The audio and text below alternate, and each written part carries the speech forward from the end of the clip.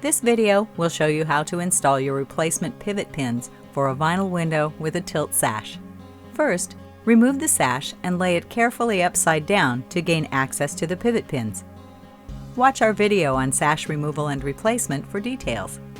Now, use a Phillips head screwdriver to remove the screw holding the pivot pin.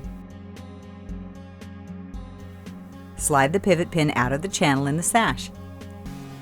To reinstall, orient your new pivot pin so that the tapered end goes in first, and the flat portion is against the sash as shown. Now, slide the pivot pin into the channel in the sash until the hole lines up with the hole in the sash. Install the screw back into the new pivot pin, being careful not to over-tighten. Moving to the other side, repeat. Finally, reinstall the sash and test for operation.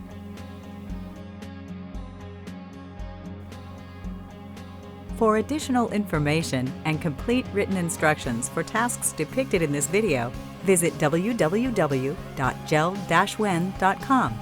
Or if you have questions, call us at 1-800-JELD-WEN.